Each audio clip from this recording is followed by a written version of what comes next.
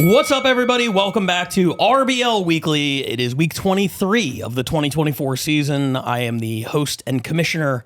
Well, I'm just the commissioner of the Roast Battle League. I'm the host of this podcast, but you're the host of the Roast Battle at the Comedy Store and the creator of the show.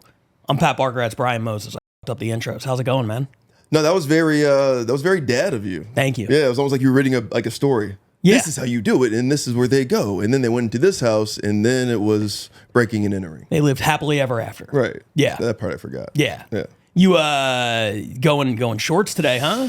You know, I'm giving the fans what they want. You know. Let's do the whole fit because I'm not sure they could see the shoes. Can we? The slides. Yeah, the slides. The Big Baller Brand slides. Yeah, go get some Big Baller Brand slides. Shout out LeVar Ball and the Big Baller Brand.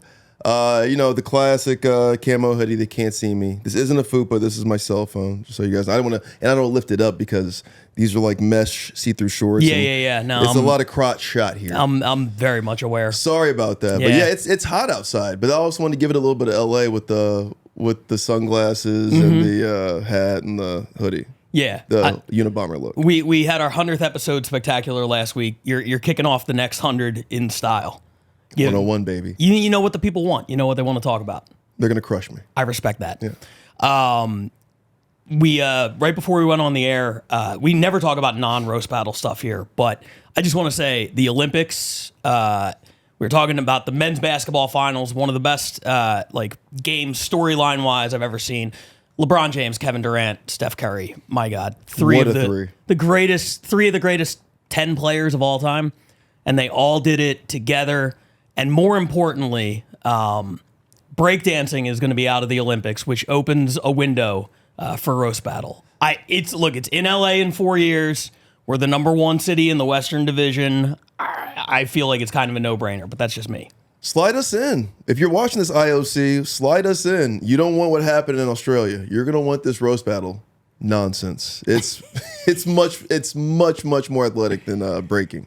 People would get so fucking mad if we were in the Olympics. Nobody would enjoy that. They would love it. You think so? I bet we go prime time. Actually, you know what? Let's start the campaign. Roast battle in 28. Yeah, hashtag RBL Olympics 2028. Let's do it. Thank you. Let's get it going. We have a ridiculous week. I'm upset. I'm not happy about it. You saw the lineup. You haven't seen the battles, but you saw the lineup. I know you're upset. You started to tell me why. I wanted to save it for on air. Here's what I'll say just generally. We had 12 battles to rank this week. The ranking committee, shout out to special guest ranker from the Patreon, Mitch D.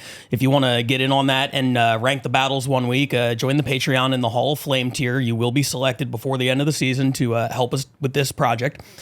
I had 7 ballots come back, and they were all different. This was the first week ever where every battle submitted had multiple votes to be in the top 7. Wow. There was a lot of disparity, a lot of discrepancies. Battles were number 1 on some ballots and not ranked on others.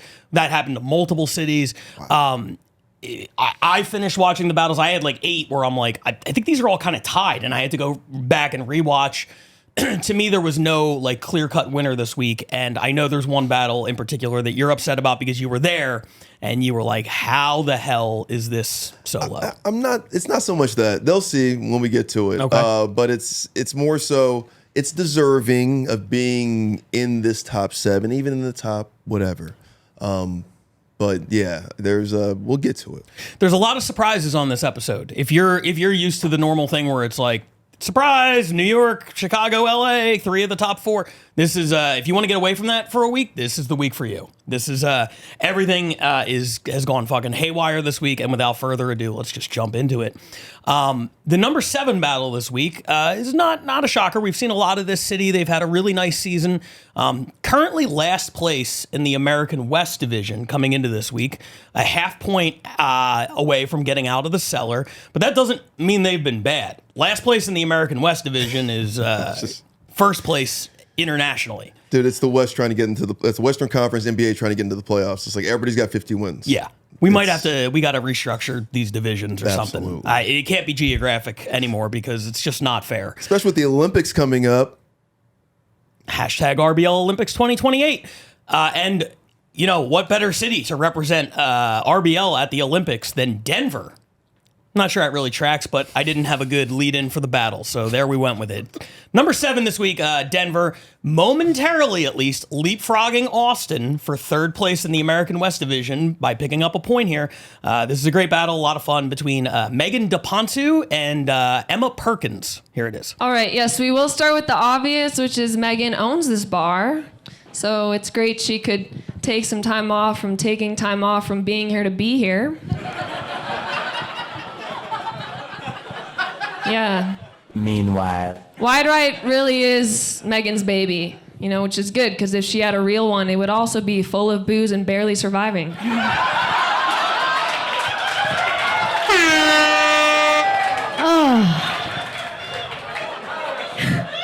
Thank you, girl on the milk carton that's missing that nobody called the hotline for. Emma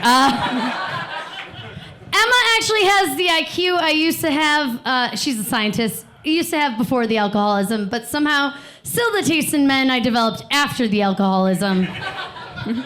It's such a shame, all that knowledge of physics just to be wasted on playing Tony Hawk Pro Skater. Kick flip that kick. That's rich coming from someone who looks like a Smurf in whiteface.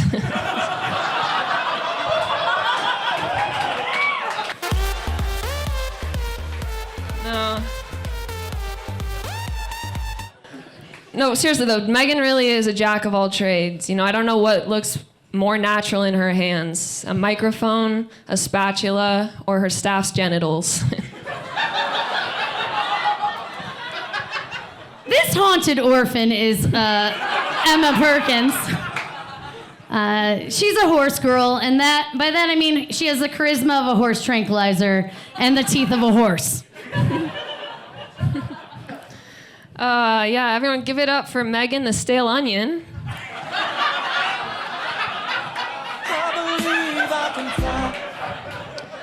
Wop, wop, that's some whack-ass pizza logs.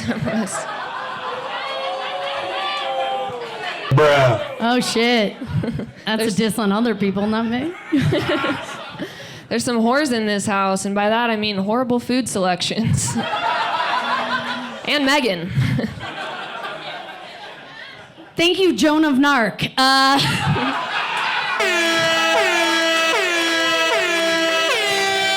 Emma, you look like you drive to the airport just for fun to tell people there's a designated smoking section. I do. It's important. Thank you, Rosie the Rivet Turd. Fuck. Kelsey.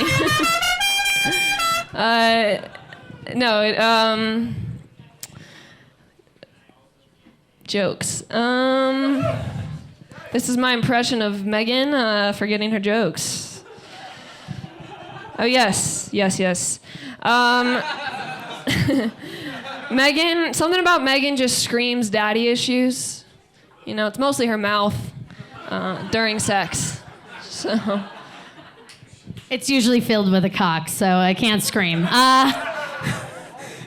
It's pretty good. Emma Perkins. Thank you, American Hurl Doll. Emma Perkins makes no sense. The perkiest thing about Emma is that she makes you feel constipated being around her, like you're on too much Percocet. Thank you. Yeah, it's Jesus Christ, what's wrong? Megan made me take a shot, and I don't drink. Okay. She took one shot of a cocktail, so it was like the amount of an NA beer. No. Okay, all jokes aside about this place, I do, as a feminist, really respect Megan for being a small business owner. She's just proof that women too can create a place for rape. So.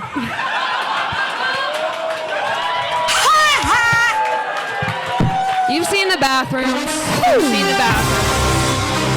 Someday you're gonna figure out how mean that one was. Well, as we celebrate the year of my rape, starting tomorrow, thank you, Emma. You sound like a deflating balloon. Emma's a swimmer. I know. Emma's a swimmer. She has swimmer's mouth, which means as soon as you just start to hear her talk, you're just so thankful that she can hold her breath. So that was the number 7 battle this week. Megan DePonsu, Emma Perkins. We don't watch 7, 6, and 5 here in the studio. This was a really, really tough battle to rank. I know you haven't seen it. From my perspective, a few really good, well-written jokes that I absolutely loved. Good energy, kind of brought down by, I've never seen anything quite like this. One of the battlers forgot their joke on back-to-back turns. Which is really tough, and then had to like pull the notebook out and had the inner monologue of like, I can't believe I'm forgetting my jokes, and then it's like, she made me take a shot earlier, so I'm drunk, and then the other one was like, she took half a shot of a cocktail. What the fuck is? It was it's fun, but And that made the top 7. Yeah, It's a tough week, man. there were some really good jokes in there. That's what I'll say about it. This was also. And I would encourage Patreon members. We drop battles 8, 9, and 10 in the Patreon. They should be up right now. Go watch those because this is a really interesting week. And I had a theory I wish we could talk a little bit more about, but we're not going to see either of these battles here. But there's one city that did not make the top 7 that I feel should have. I had them ranked 4th. Damn. One of our expansion cities who I thought had a great battle. And then there's another city that's a little bit more experienced, always has super hot crowds. And I watched the battles back to back, and I'm like, man, if you took that one battle and put it in front of that crowd, that would have been one of the best battles of the season. Wow. And if you took the other battle and put it in front of the other crowd, it would have been one of the worst battles of the season. So it's crazy how when you're watching 12 battles in a row, sometimes you zone out and you can't focus on the jokes as much, and it's sort of the crowd reaction carrying it. And then other times you're hyper focused on the jokes and you're like, what the fuck is this crowd laughing at? Like, I guess that we have to look for that too when I guess we're doing events or the championships because styles make fights, but I guess these regions kind of make the fights too because crowd reaction matters. Yes. Pops matter. Yes. Lubrication to jokes matters. Sure. I mean, if you're watching, any type of stand-up and the person is crushing, your memory coming out of that is going to be that person crushed. It's probably not going to be like, oh, you know what I did like or didn't like structurally about the jokes? Just like, man, you fucking destroyed. Yeah. And if somebody gets up there and they have really good jokes and they're bombing, you might notice the jokes, but you're like, that was a rough set. It was mid, right? Yeah, exactly. So it's funny how the crowd can carry these things. I love the Denver crowd, always like super fun, a lot of high energy. And this was a great battle as well, and I really liked some of the jokes. Let's get to the number 6 battle here. 2 new battlers? No, Megan and Emma have both been around a little bit. Okay. They were both there last season. Megan actually owns Wide Right, the bar where the battle happened. So Megan's awesome. Yeah. And Emma too. Sorry, Emma. Yes, you're awesome too. Yeah, everybody's awesome. Not awesome enough to be a top 6 battle, but awesome.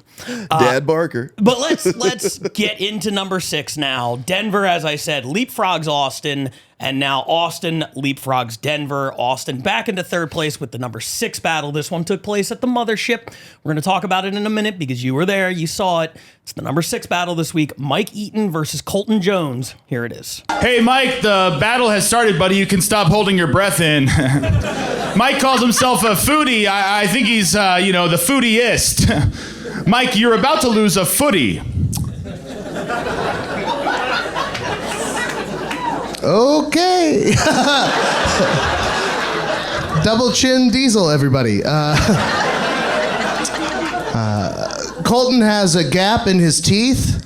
That's where his mom tried to use the hanger to get rid of him. That's so mean. No, Mike's... wait. The rest of this face is the alcohol when the hanger didn't work. Guys, Mike's a bad person.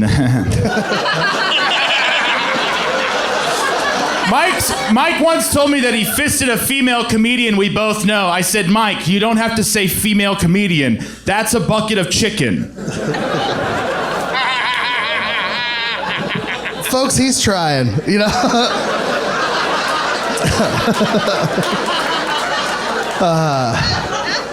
Colton is so ugly that people use him as a reference point at music festivals.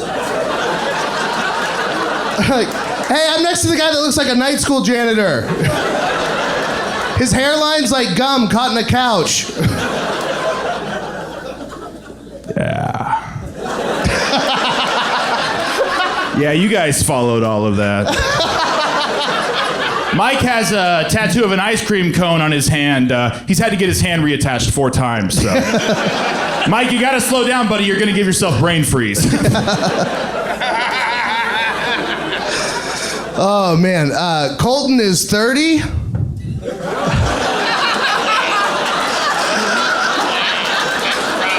Why is that funny? Dude, I truly... Holy shit, what's your secret? Losing custody every day? Mike, you don't look young. You're just so fat that your skin is always tight. Fucking retard. Calm down, Body by Dollar General. Dude, Mike is a bad person. He's a bad guy. He's evil. He's like a sociopath. You guys don't know him. He's a fucking sociopath. He doesn't even care about calories. Colton looks like he got bit by a radioactive pedophile. And it gave him the power to hide any file on the computer. My last joke. Mike, actually, we used to live together. We're good friends. This is the last one, Mike. Try to keep up, retard. Mike, we used to live together. He has a blowjob robot that he bought in the mail. The Victimtron 3000. Hey, just remember, when you have an AI slave master one day, it's because we made them suck Mike's greedy little dick. His greedy, sweaty little dick. That's why. Thank you. Just remember. You look like a crash test dummy that deserves it. That was good. I can't tell if Colton looks more like Beetlejuice when he was alive or Philip Seymour Hoffman when he died. So that was number 6 this week. Mike Eaton, Colton Jones from the Mothership. A lot of fun. And I know you feel pretty strongly about this one. In the room on that night, because we did back-to-back shows. We did a Roast Battle Austin showcase, and then we did the All-Star game. Yeah. And that Mike Eaton, Colton Jones battle might have been the best battle I saw energy-wise that night. Obviously, we can't say that Colton killed it with the jokes, but just as a punching bag, right? And to stay up, right, throughout the whole thing and not just kind of take it on the chin and kind of just like get beat down. He was just so fun. He was more improv-ish than just like giving him jokes. It was just, you're a bad person. Yeah. Look at Mike. He's we call him stupid or, a feeble-minded person, as they say back in 1903.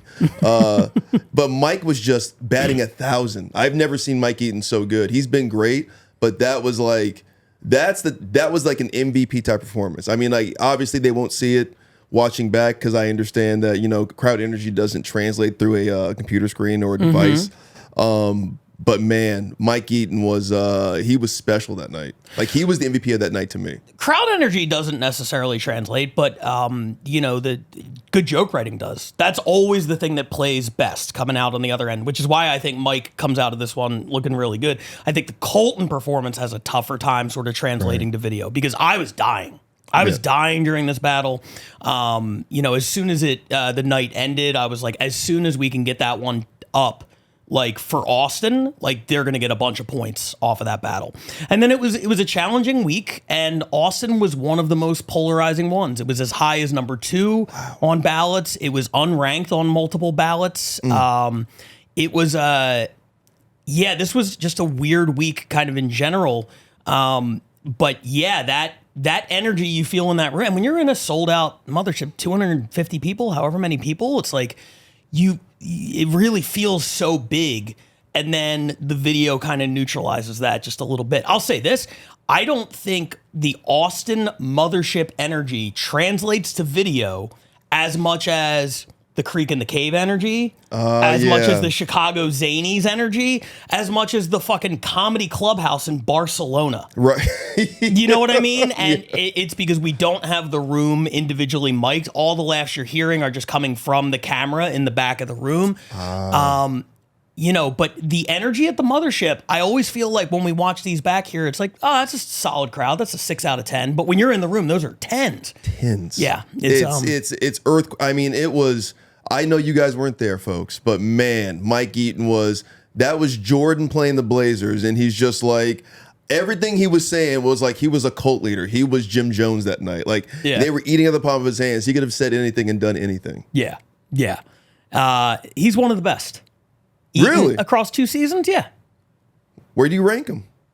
I mean, that's... Come on, commish. Are we doing like the all-time? Like I'm just saying like, well, all right, let's just go with Austin. As an Austin battler, where does he rank? Top 5? There you go, Mike Eaton. I think he's top 5. Yeah. Yeah. Absolutely. And for consistency, too.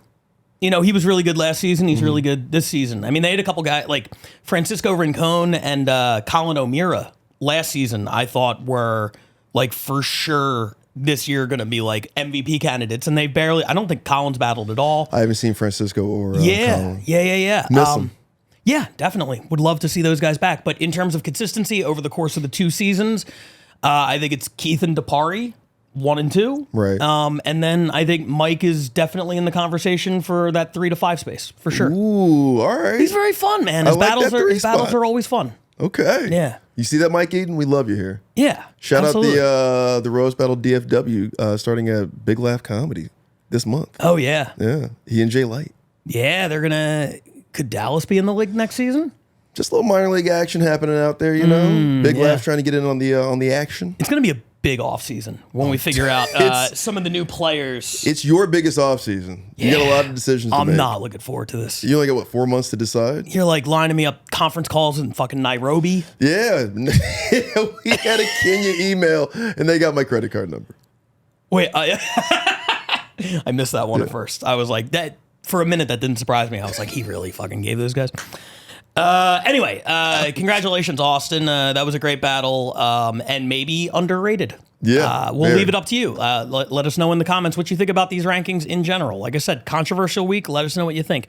Number 5 comes to us from London. London has been dormant most of the season. They've been labeled as sort of a disappointment. They went back from running once a week to once a month. They find themselves 3rd place in the International East Division, but last week they put up the number 1 battle. They're getting back into this thing. We expect them to make a run. Can Manchester hold them off? We'll find out. Right now, London picks up 3 more points with the number 5 battle of the week. This is James Milam versus Benji Wilder. Here it is. Ladies and gentlemen, this is James Milam. You may know James. He's making a bit of a name for himself recently. You can see him all over town asking for money on the tube. Yeah, no, James, I'm not saying you have a terrible sense of fashion, grooming, and personal hygiene.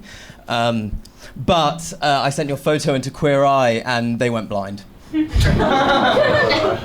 Fair play. Nice. I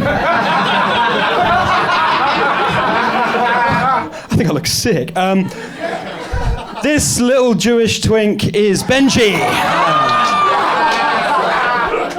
Actually, tonight you'll see Benji's come dressed as the boy in the vintage pajamas.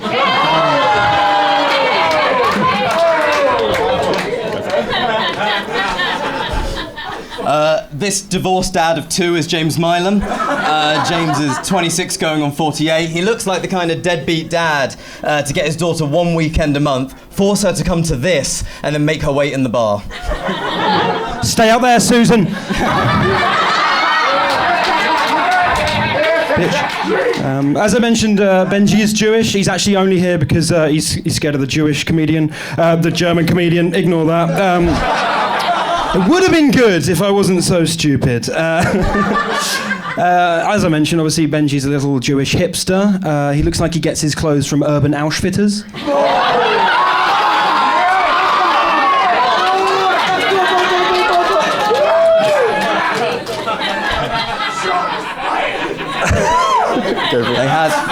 They had some great stuff in the discount bin. A lot of shoes.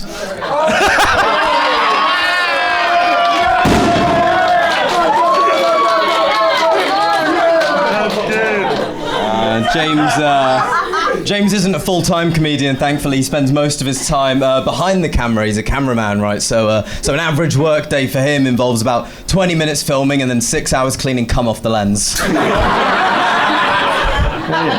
Thought I recognised you.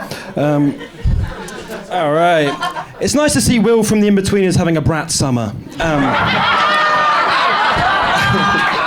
That was fucking dreadful. He does look like Will from The In-Betweeners, if he was in between genders. James is newly single. His girlfriend of 5 years recently broke up with him. Yeah, sad. It's really sad. She just didn't think they'd be able to handle the long distance when she goes off to university.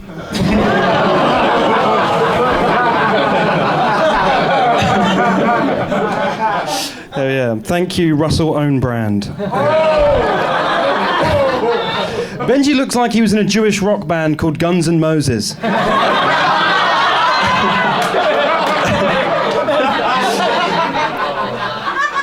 We could have also had Jew fighters. I want my nickel back.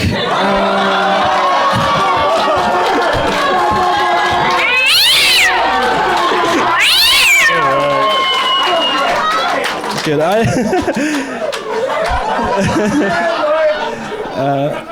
He is a bit of a rocker, isn't he? He loves rock music. I call him the Kurt Cobain of comedy because I hope he dies at 27.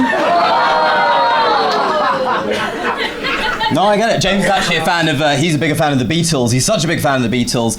He shot John Lennon. He had it coming. Okay. Fine. No, but James is dating, as I said, he's dating, though he told me he thinks he's a real hit with the ladies. Well, we showed 100 women photos of James and a bear, and we asked them who they'd rather be stuck in the woods with. 95% said they'd rather be stuck with James, because they think they could definitely outrun him. And the other 5 said they couldn't tell the difference. Nice. And that's true. Benji spent a lot of time with bears.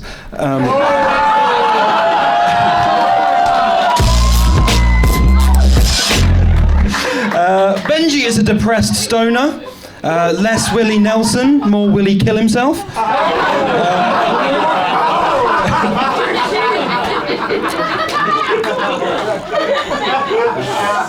Benji looks like he works in a Jewish record shop called The Vinyl Solution.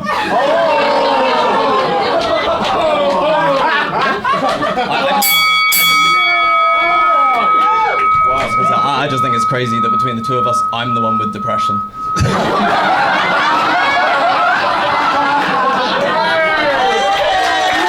So that was the number 5 battle of the week from London, James Milam versus Benji Wilder. This came from their show where Shalaka won the tournament. This was another first round battle.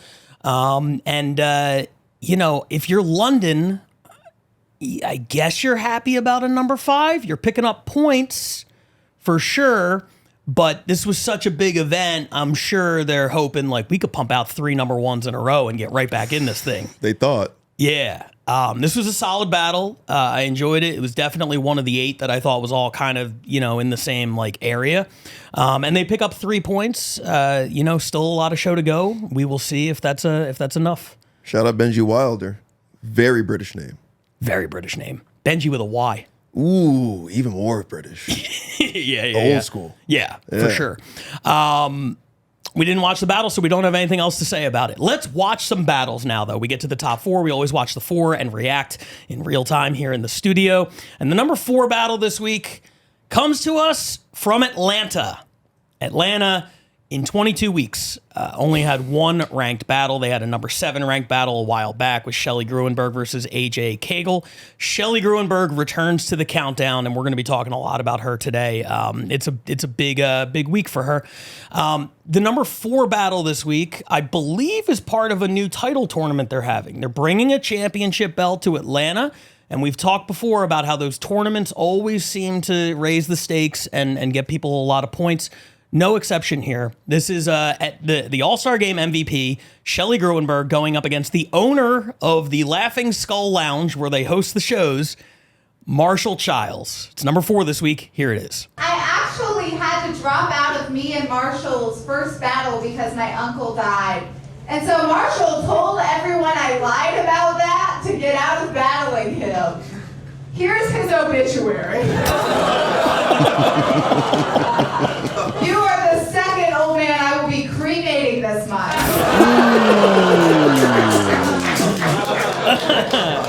Looks like you didn't leave you anything. Looks like your parents. All right. So Shelley was actually named after the hotel she was conceived in. And she's had chlamydia 3 times. Remind me to never say hotel dump slut.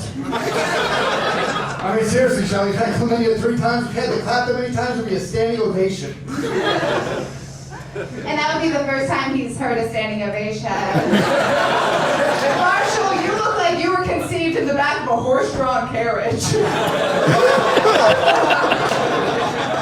Marshall owns the club. I know $50 tickets and a 2-drink minimum is steep, but hair plugs, prostitutes, and DUI attorneys do not pay for themselves.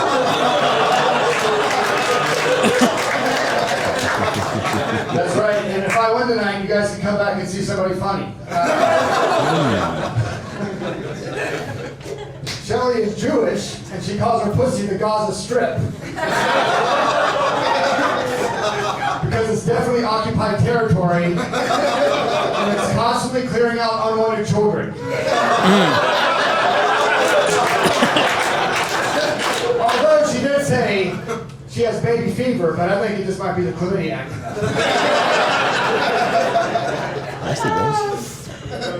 Oh, Marshall, I thought you were Jewish because I'm being paid $25 to be here.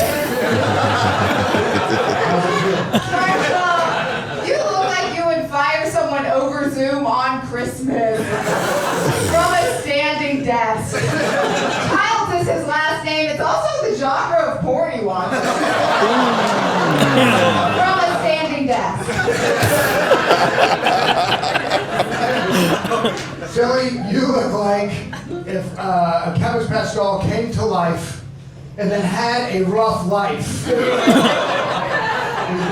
You look like a Raggedy Ann joining the Klan. Marshall, I'm so glad you could take a break from magnifying glassing ants in front of your horrified grandchildren to be here. Marshall, you look like every guy that's still got it in a Viagra commercial. If by it you mean the strain of HPV that gives women cancer. Oh my God. You got to ban her from the club, Marshall. You can't let her get away with this. So Shelley is autistic and says that one of her pet peeves is eye contact. Finally, a girl that wants me to look at her tits. But I still choose to look at her eyes because at least they're symmetrical. Last joke. Marshall's favorite book is 7 Habits of Effective People. Hey bitch, I've got 7 habits for you. Habit 1, stop dressing like an Old Navy mannequin. Habit 2, shave down your teeth to a human size.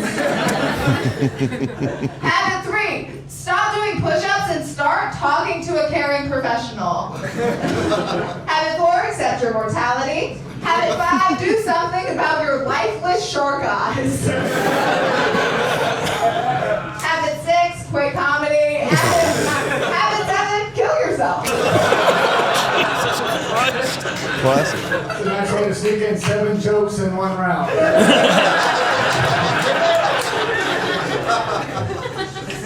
So Shelley is really into clowns and has had chlamydia 3 times. I think her favorite band is called the Inflamed Clown Pussy. Damn, she's not getting that $25. You can't pay her to say all that shit about you. That's crazy.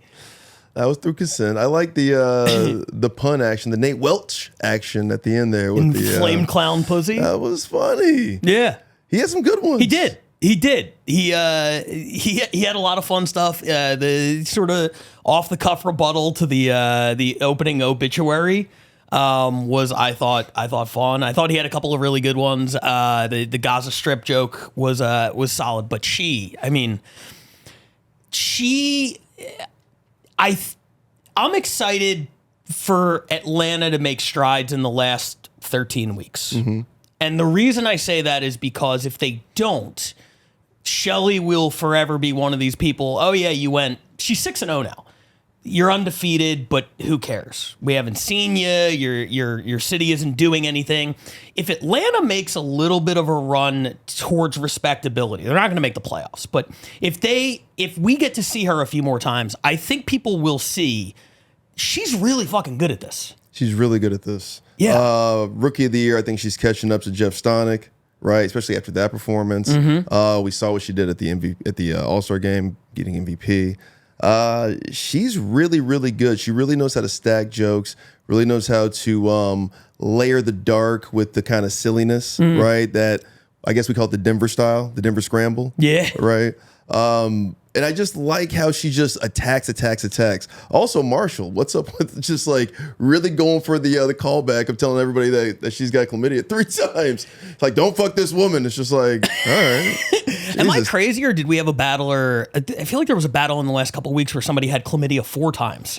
And that was like a setup to a joke. Is this like a new stereotype that just like rose battlers just have STIs? Yeah, I mean, if anything, I feel like when I first started doing it, the stereotype was that we were nerds and nobody was fucking. So I'm like, I feel like this is a step in the right direction. I'll give you that. Yeah. The fact that people on the neurodivergent spectrum is just like fucking hard and getting STIs. That's like, but also guys, be the cool kids. Wear some fucking condoms. Right, Jesus. for sure, condoms. But I will say, as the parent to an autistic son, if he grows up and gets chlamydia 3 times, I'm going to be kind of low-key proud. Like, I won't be thrilled about it. I'll be like, you should have, come on, we got to learn. Should have learned from the first, fool me 3 times. But I'll be like, dude, you're getting it in. You got to respect it, is what I'm saying. He's young Sheldon. He's a genius. Girls love that shit. He's gonna.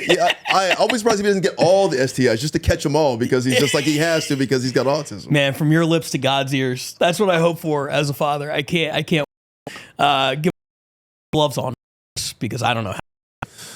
Oh man. But no battle. Takeaways from. Did she say they're $50 for tickets? When I heard that, I was like, what? That can't be. That must be 15. Misheard. Did you hear? It's a hell of a drug. Bro, if they're charging 50 tickets, we need to move to Atlanta. Be millionaires. Yeah, I think Seinfeld's That's it. It's a Seinfeld town now. Perry. Shelly, she's great. She has rebuttals ready to go. She comes up with rebuttals on the spot where he said it looks like where she was conceived, and she came up with you were conceived in the back of a horse-drawn carriage. Oh, so she good. managed to sneak 7 like punchlines into the last joke, and it didn't feel too long. When it started, I was like, oh boy. I was scared too, man. Oh boy, but she picked up the pace and ended it with a classic kill yourself.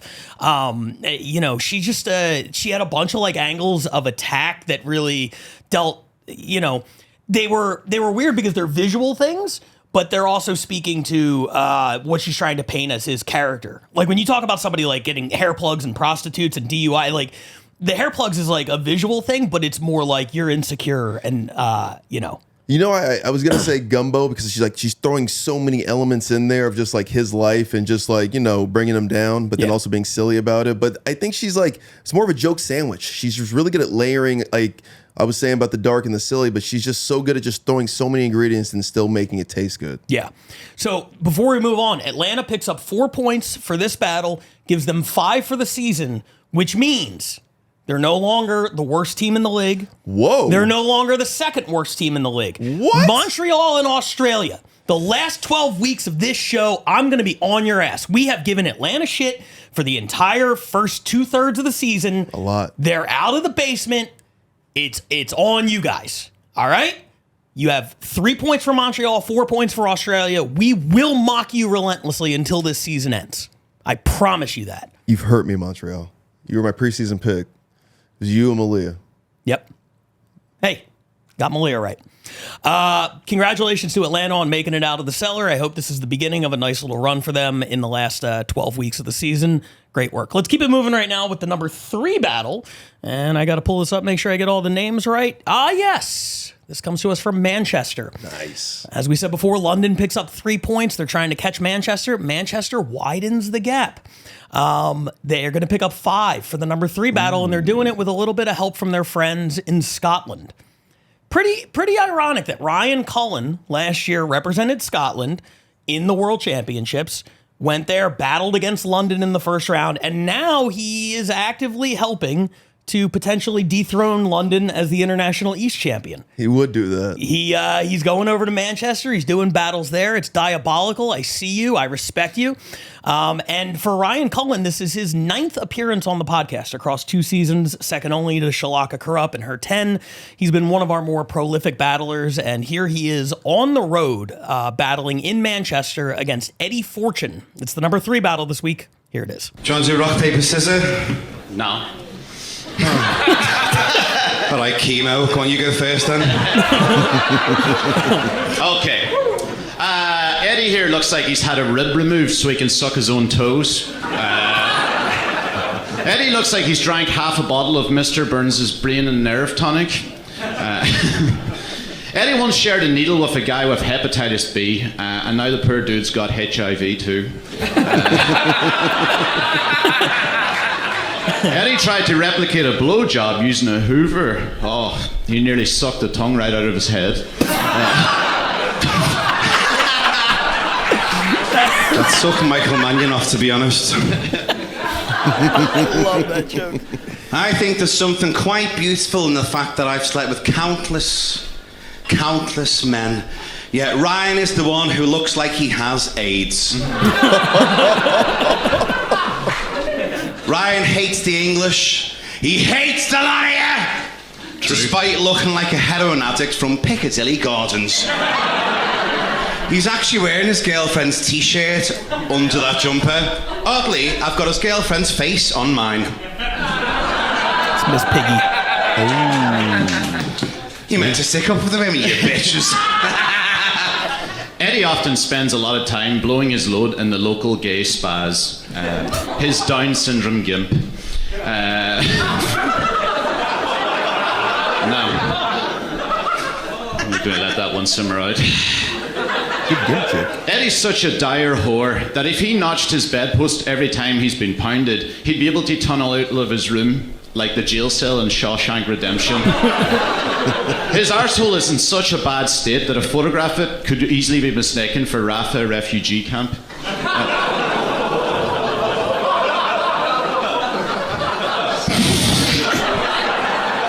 It's disgusting. Disgusting. Ryan's lungs don't work, and his immune system is the same as a gay man in the 80s. On the bright side, Ryan has inhalers, so he's used to taking a little puff. As I said, he's got asthma. He's been questioned for sex trafficking, and his dad's in the IRA. So he's wheezy, sleazy, and his dad finds car bombs easy. You've got 20 minutes to leave the building. The kip of you. It's a shame your dad didn't shoot his loads up your ma's arsehole. Jesus Christ. Eddie was head boy in school. It's how he paid for cigarettes. I do like bumming a fag. Eddie peed the bed up to 11, but now that he's 40, it's more like 9:30. Eddie says that he's been fucked by at least four Tories, and I'm quite honoured because I never ever thought I'd be able to meet the pig that David Cameron fucked.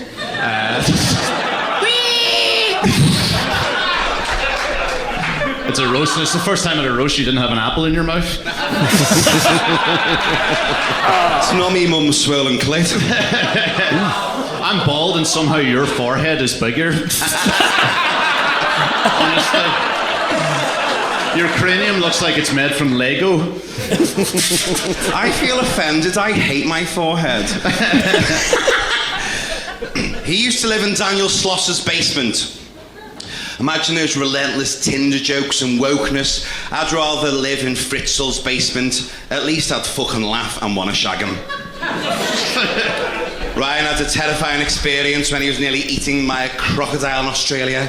I thought a hipster dick like you would be happy to get inside a pair of Crocs. Ryan says he's Catholic. In the church when he was a child, the IRA stood for Inside Ryan's Arsehole. He looks like the Milky Bar Kid if he survived a Michael Barrymore fisting party. One of the only to survive, by the way. I was there.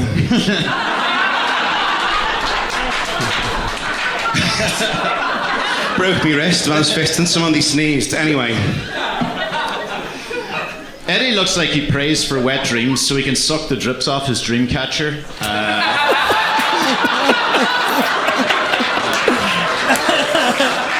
What can you say about Eddie that hasn't already been screamed at a Westboro Baptist rally? Eddie's from Liverpool. Ireland and Liverpool have like a really strong historical connection. We used to travel here to get abortions, and I must say it's nice to meet one that got away. You're good, you cunt, ain't ya? Well, I don't know what that was. Come on, pure accent, you cheeky fucking woolly cunt to twat with your cheap trainees. Look like you fell to Matalan. Looks like he's from that film Powder or Gore from Thor. Ryan was fired as a kayak instructor because kids were getting hurt. To be fair, you won't be the last Catholic hurting kids Jordan Water Sports. Ryan Cullen's mum looks at him and thinks, can I have an abortion if my son's 30? This cunt looks like Ron Weasley if he got that Gale Porter disease. Immuniano alopecia. The cunt looks like a security guard at CBeebies. The cunt looks like a Ukrainian Ross Kemp.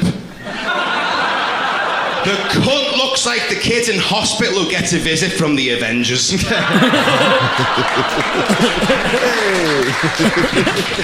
Sex in every room sounds great, but for Eddie it was a real rough stint in prison. Eddie got crabs in college. As you know, it's etiquette to tell everyone you've recently slept with that you've got an STI, which can be super embarrassing for most people. Luckily for Eddie, though, his family don't answer his calls anymore. 6 fucking times you've had crabs. You've been in contact with more unwanted crabs than Kirsty McCall's skull fragments. I don't get the reference. That was excellent. He went for the kiss. Ryan wakes up every day with the aura of a cancer patient who spent 6 hours in the Holocaust Museum. Oh my God. He's the weirdest looking man I've ever seen, and I have spent whole nights under the bridges of the Manchester canals sucking fellas off for bags of biscuits. Oh, I just roasted myself. Ryan looked so weird and pale, I thought I recognised him from the front cover of Goosebumps. Ryan's dad was in the IRA. You sure he wasn't a faggot in the 80s? Either way, he liked masked, overly enjoyed prison guards, and the police were after him for illegally entering Tyrone. Too clever for these dumb fucking manx, anyway. Fucking bellend. I was about to say, everybody kept talking about the IRA, and I was like, my dad in the IRA, and I was like, he did do his best work in Warrington. There was someone over here. Oh yeah. Damn. That was there was a lot going on there. There's some great jokes in that. There were a bunch of references I did not get at all. There was some shit with accents that I didn't understand. But there were some really good jokes, mostly from Ryan Cullen, who is truly one of the greats in the first 2 seasons of the RBL. There's some Hall of Fame jokes in there. I mean, like, he had 2 that were like, whoa. And then you're like, oh, yeah, that's Ryan Cullen. Yeah. That he's one of the best we have. Yeah. And you saw why. That was kind of him at his peak. Mm-hmm. He had I feel like 5 or 6 like haymakers in there. The fucking Hoover blowjob joke just it took me out. I lost my mind the first time and the second time. It's such a cartoon visual. Oh yeah. just the idea that he was trying to suck off a vacuum cleaner, like that's hilarious. No, and Eddie. So in a way, when I was watching this time, I realized this is kind of the international version of what you were talking about with Austin, where Eddie maybe didn't have the strongest jokes, kind of like Colton, but he was such a good sport and a fun opponent and a good foil to everything Ryan was doing. And he embraced the nature of the show. He hugged Ryan when he liked the jokes. He was laughing. He was, when the jokes didn't work, he was making fun of the crowd and talking shit to them. Just absolutely the right kind of like spirit for roast battle. Right, that was the international version of Mike Eaton versus Colton Jones. Yeah. But much gayer. I mean, I didn't know Seth Rogen could look much gayer than that. And for the record, when Eddie said the F word, I want to let the algorithm know he's gay, so he's allowed to say it. Do not demonetize us. He's allowed to say that one. Yeah. Continue. Sorry. It's the N word that's going to get us banned. That he said. Yes. No, he didn't say that. Eddie was so great though. But I do like that he was trying to take Ryan's Make-A-Wish by kissing him. Yeah. It's just like he definitely he went for the hug. He went for the kiss too, and Ryan kind of gave him the cheek. He's like, I'm sick, but I'm not that sick. Come on now. I love the way Eddie just like embraces everything. Like opening with, I find it beautiful that I've had sex with countless men, and yet he looks like he has AIDS. Boom. Is just such a great way to open the battle. And then was it Auschwitz reference there, or like I'm sorry, there was more internment camps than just Auschwitz. I know it gets all the praise, like Rucker Park, sure, of the internment camps. But yeah, he like made like a Holocaust reference because he does look like a Holocaust victim. Yeah. Yeah, he was kind of he hit a lot of different angles about how sickly Ryan looks. The kid in the hospital who gets the visit from the Avengers was really funny, but nothing to me is going to beat, as far as visual jokes go, how am I bald and you have a bigger forehead than I do? Oh, so good. I mean, that's what I'm saying. Like that's an all-timer. That crosses over styles, because I feel like I can see somebody who does like a cafeteria style joke like doing that, like a factory lunchroom joke kind of doing that, just like how is your forehead bigger than mine and I'm bald? You know, I feel like anybody can tell that. That's just such a great, man, that's a good joke. We're going to have to see if Ryan can make another run at Scotland MVP. It's been all about Jack Traynor this season. He's been having a hell of a year. Absolutely. But Ryan Cullen, you look up now, I think he's 4-2. He's got, I think, like 15 RBL points. Jack is still in the lead to me, but Ryan could close the gap. And look, this is a conflict of interest. I don't know how else to say it, but he runs the division. He could theoretically be like, hey, Jack, we need to battle this thing out. And, you planting some seeds there? I'm just saying. Might not be a bad battle to end the season with. Now, that being said, Jack Traynor is about to battle Shalaka Karup in Edinburgh next week. If he wins that, I think he jumps way into the lead. I don't even think it's close at that point, because he's already in the lead in my mind and has had an incredible season. And if he beats Shalaka, then to me, it's next level. But if he loses that, opens the door up a little bit, I don't know. We'll see. I mean, it's the Shalaka effect. It's he woke up. He must have watched last week's episode or the last 2 weeks, and he's like, oh shoot, she's up. I got to get up. Yeah. So now he's doing his push-ups. Yeah. So watch out, Jack Traynor. I mean, like you've woken up the guy. It's almost like Lance Armstrong back in his heyday. It's just like, all right, you're ahead, but it's like we're only halfway there. Yeah. Like this is a marathon. I can't wait for that battle. Edinburgh, they're doing 2 big shows. They did the first one. The second one's coming up next week. And before we move on to the top 2 battles, on the note of Edinburgh, I referenced this on the Instagram account at RBL Commish. I just want to give a shout out on the podcast to Luke Hall from London, who is just one of the most under the radar people that we have. He went to Edinburgh. He had a battle. He won the battle. Before the show, someone else dropped out. He goes, I'll battle twice tonight. Damn. And he wrote jokes for a second battle, battled twice in one night, won them both. He moves to 7-1 this season. He leads the league in wins. He is, I think, 17-3 over the 2 seasons, 16-3, something like that.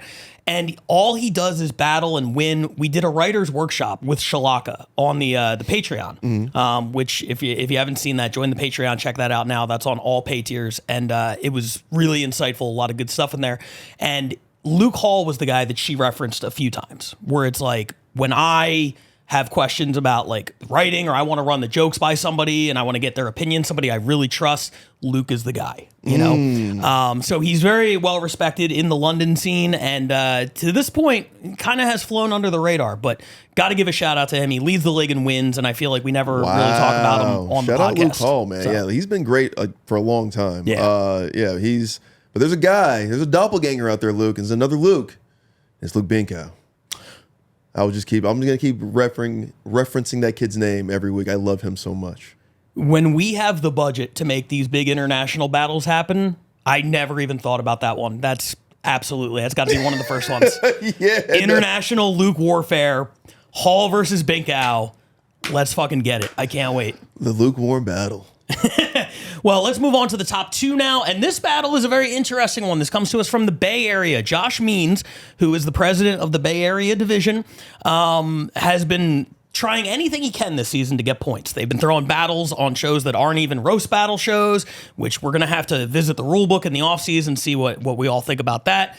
And then this was one where he just posted day of the show. He's like, I'm tired of not having enough points. Like, I'm going to battle tonight. I'll battle anyone. And Clayton Mosley stepped up. And, as Josh references in his intro that we're not going to see, Clayton has a career roast battle record of 3-19. Oh, my God. Truly atrocious. I don't know how that's even possible. And yet he stepped up to battle Josh on, I guess a few hours notice, and they had a hell of a battle. Shout out to Josh for calling his shot, being like, we're going to get a top 7 battle with this. They ended up with a top 2 battle. It's a lot of fun. And without further ado, here it is. Number 2, Josh Means, Clayton Mosley. Let's check it out. All right, this Bobby Boucher cosplay is a gay man from Alabama. Doesn't he look like he puts the hard R in Grindr? Josh hit me up on Grindr this morning to do this battle. When I first met Josh, I was so happy to see that white trash is nationwide. Doesn't Josh look like he listened to ICP one time whenever he was 13 and decided to base his whole life around it? 2 ICP jokes. All right. Good one, Ferry the Cable Guy. Nice one, Carrot Bottom. It's on the list. No more Carrot Bottoms. This crowd, don't listen to him. Clayton is 3-19 in roast battles. It's almost like they're one on your dad's approval. At least I can still talk to mine. All right, good one, LGBTQ. Clayton's a dog walker, and that's not the only thing you can get him to do with a leash and $5. Josh, I do like the beard. You look like every Amish guy who's tried crystal meth while on Rumspringer. You look like you called back home and said, Jebediah, there's gold in them there hills. But you're just out on the side of the 80 digging in a ditch. Okay, Curtsy Cobain. Clayton's only gay because he didn't have a sister. You look like you got molested by your uncle.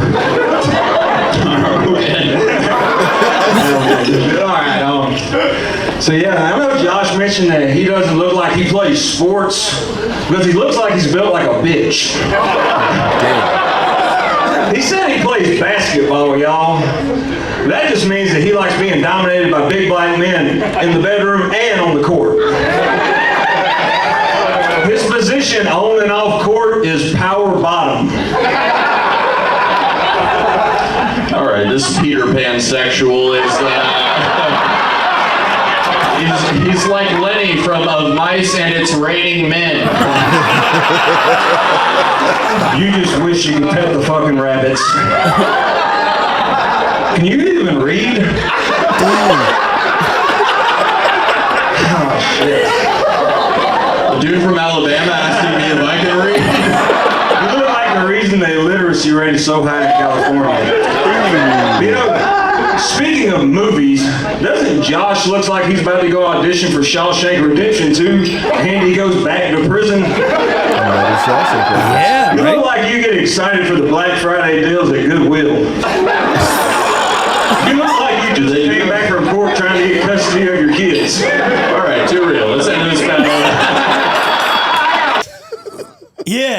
ICP, 2 Shawshank Redemptions. What we're going to have is whoever is the most autistic member of the Patreon needs to volunteer for this project. Go back and watch every episode from this season and categorize the pop culture references.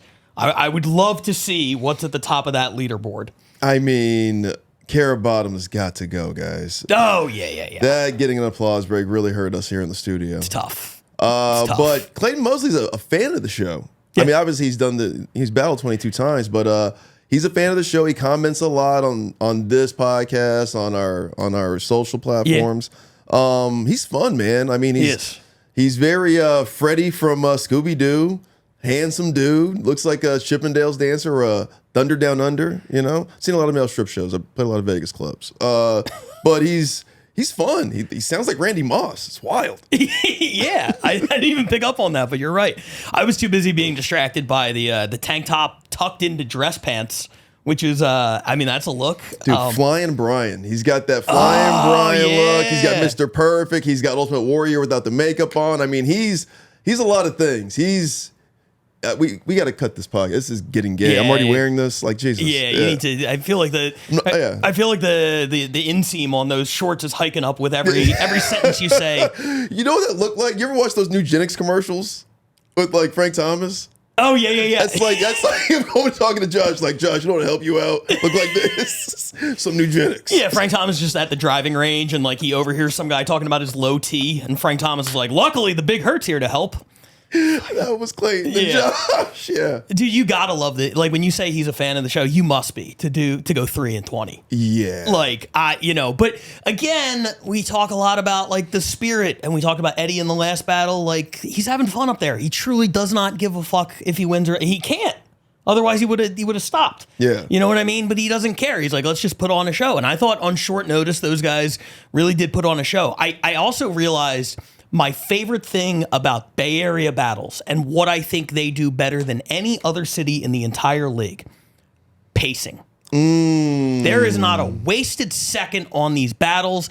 They take the laughs right to the appropriate place before they interject. They don't do it too soon to where they're getting laughed over when they're telling their joke, but they don't wait too long to where it feels like they're losing momentum. The momentum on these battles is always crazy because the crowds are always good and they are always rapid fire, joke, and then it's over and you're like, it feels like riding a roller coaster almost. It was fun. I think that's what I got from that was like, of course, it seems like they're friends and those friend battles are always like dances, but that was like a roller coaster of just like, all right, where are we going next with this? You know, I've heard this before, but Clayton's got this good one off the cuff over here being like, you can read. I mean, and we all like thought the same thing, like, damn.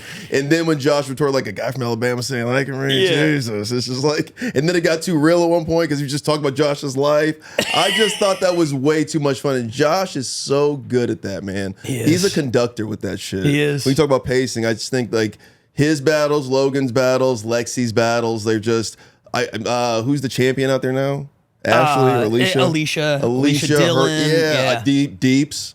Dakota Fry. You're right. It's like New York. It's like they can pick anybody in there. 15 deep of just like the way to just ride with the battle. And Josh, generally speaking, this season has I feel like taken more of a hands-off approach to battling because he runs the scene and he's been focused on building up all these other guys.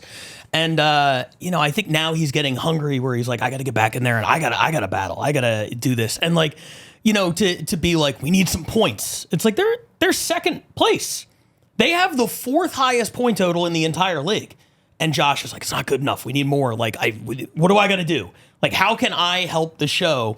And, you see some people who run a show and interject themselves almost out of place where it's like, oh, you're trying to make this about you. This is selfish. And then you see other people who do it because like it's for the greater good and it's selfless. Mm-hmm. And I think Josh is definitely in the latter category. I think he is, man. He does a good job. Ryan Cohen, obviously. JJ Wackrat over in Tokyo. He's got a whole festival he's throwing up there. James Regal over in Barcelona, same thing. So we've got some there's some good bones with these guys, and I think they can teach a lot of producers and performers kind of that same thing of if you don't make it about yourself, if you make it about the community, make it about the show, you're always going to win. Yeah. Absolutely agree. So congratulations to the Bay Area picking up 6 points, inching closer to LA. They're not going down without a fight. And boy, they've had a really good season. It's been great to see. We've had some turmoil. It's been a ride in general with the Bay Area and the LA of it all. So, shout out Josh Maines. You called your shot, and we were kind of defensive and talking some shit back, but you've kind of held your composure and you've held your place, and you guys are poised for a run. Now, we're going to give them all the respect right now, and then in about 10 minutes, we're going to look at the standings and be like, damn, dude, like, LA's killing the Bay Area. Here are your flowers. We'll be taking them back in a few minutes. But let's get to the number one battle this week, and it is not LA. Well, kind of. It is and it isn't. It is a wild card battle. We had one of these earlier in the season. We might have some coming up with Edinburgh and the Mothership. These are battles where you have two people from different cities battling in a third neutral city. Now, the way we decided we were going to do, the scoring for these battles, the points get split. So in this case, 3.5 points to each of the cities participating.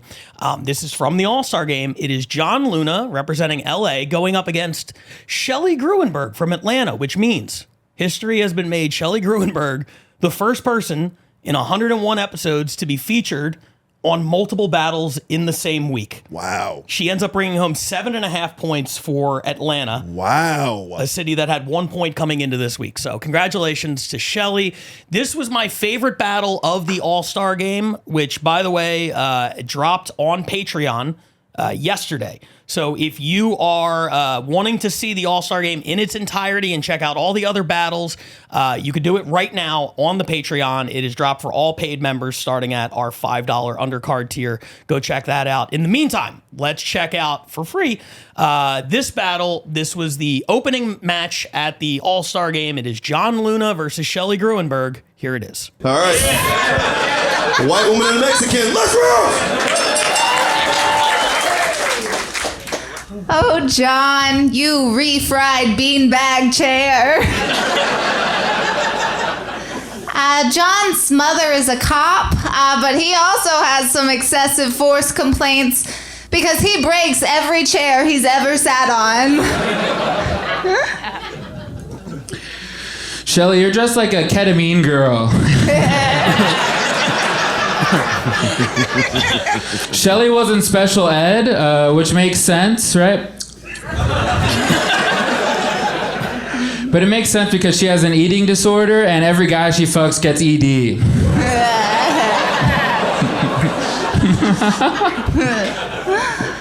I may have autism, but I wouldn't love you on any spectrum. That's a great rebuttal. It's all right. You know it's bad because I wouldn't blow you and your cum is Cinnabon icing. John, Tasty. question. When you do rapes, how? Because if you're on top, that's straight up murders.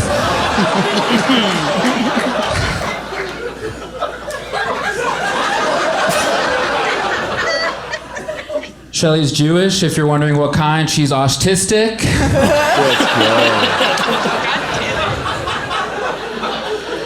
Shelley's really bad at driving. Whether it's traffic or social, she cannot read signals. She totaled 3 cars in 5 years. Maybe this Jew should be on a train. When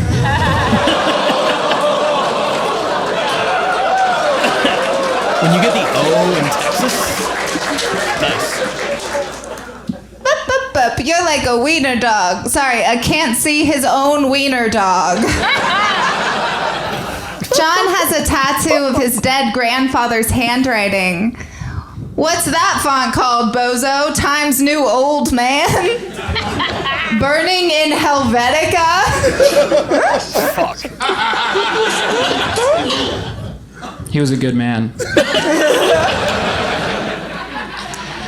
Give it up for Goldilocks and the 3 chlamydia outbreaks. Shelley's like Rapunzel if instead of her hair, she let down her entire family. That's making the episode. Yeah, it's really, really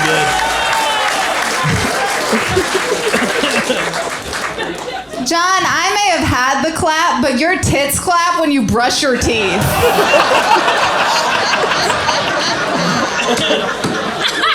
You're just mad I got bigger tits than you, okay? Let's go. But less symmetrical. John's allergic to penicillin. He's also allergic to pen to job application.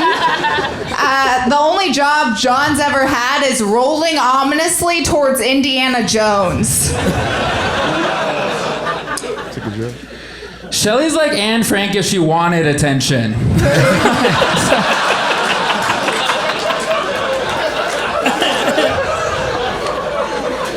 Shelly is Jewish and bisexual. So for her, LGBTQ stands for Let's Go Bomb the Quran, people.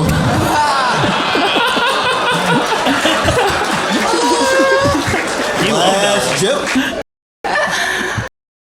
John, that's from you, because you call it 90% of every you sit on. John had a failed suicide attempt recently. The bathtub, and then the sister wouldn't.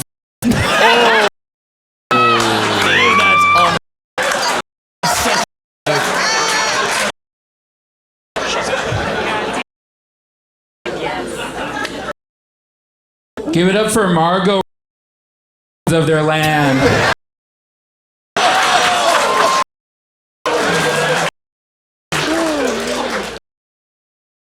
Shelly loves thirst traps. That's when her people cut off the water supply to Gaza. I don't know. That's what's... Wow. Okay, I take it back. Yeah. You guys are right. That was number one this week. Outstanding battle. My God, you're right. We were talking about Paige Leslie before this because you guys talk a lot about the battles or whatever, and my God, she's right. The jokes just stand out more. Yeah. Even if it's a punching bag, you can tell it's a punching bag, and you're like, well, they're having fun. Yeah. That was like, what are they both gonna say next? Yeah. Yeah, dude. That was I was blown away by that battle. That was the one that, frankly, I think people had the lowest expectations for going into the All-Star game. It went up first for a reason. We're like, we're building to these main events. And it was an incredible event, but like to me, that was my favorite from the event. I thought that they both had outstanding jokes.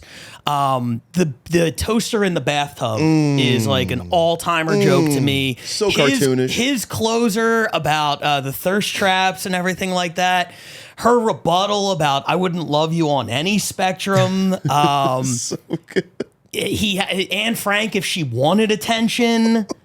It was just nonstop haymakers. And there was maybe like one down moment. And she went pop pop pop. Like, it's just still funny. Yeah, still funny. I mean, you're talking ridiculous. about the he's got the handwriting and what's it? Times New Old Man. Yeah, burning it. I mean, that was great. I'm sorry. It's a little silly, a little too silly, but man, that's funny. Yeah, because it's so geeky, and she's so good at being geeky and funny. I mean, I love that, but. Shelly's like Rapunzel if instead of letting her hair down, she let her entire family down. Yeah, let down her whole family. That's an all-timer. Yeah, there were a couple of like A+ jokes in there, and it built too because I felt like it started like a little bit slow and then it picked up. It got really hot and then both of their closers were like unbelievable. Like that's the exact pacing you want for them. It just keeps getting better and better.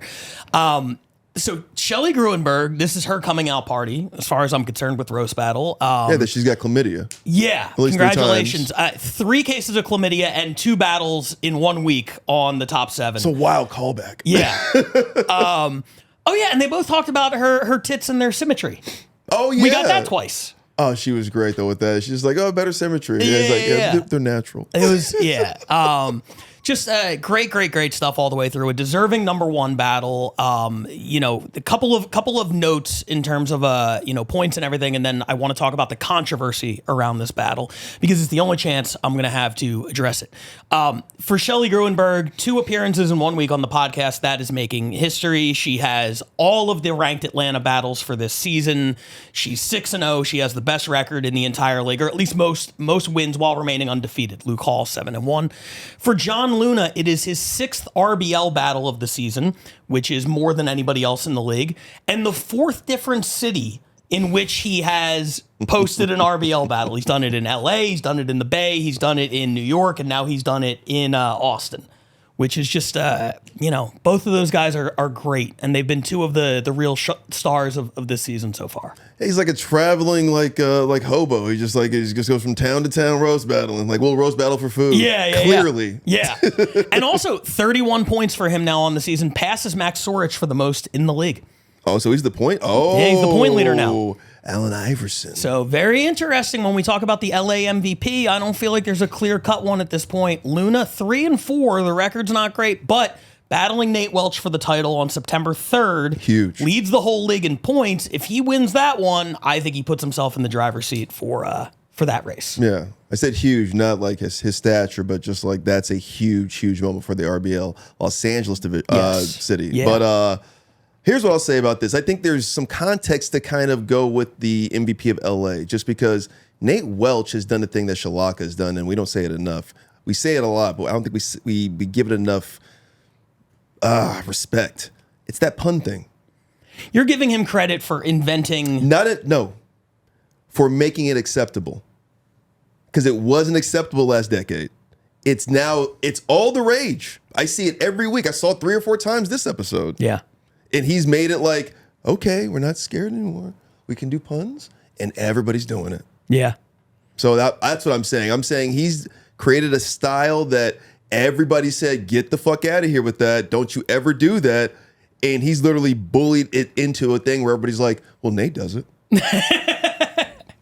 Yeah. So that's what I'm saying. So there's a little bit of context of like, he's winning, but he's also like, he's developing this style that we're seeing more, where John's just shooting threes. Yeah. I mean, he's going to the hole, he's shooting threes, he's doing it everywhere.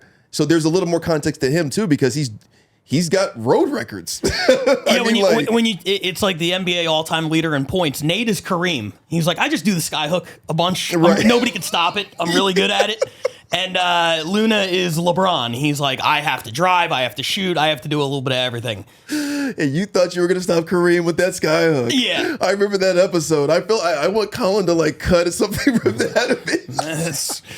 It has aged so poorly, because like you said at the time, everybody was grumbling about these stupid puns, and I got up there, I'm like, look at this asshole doing puns, and the crowd's like, no, we love those. And I was like, wait, what?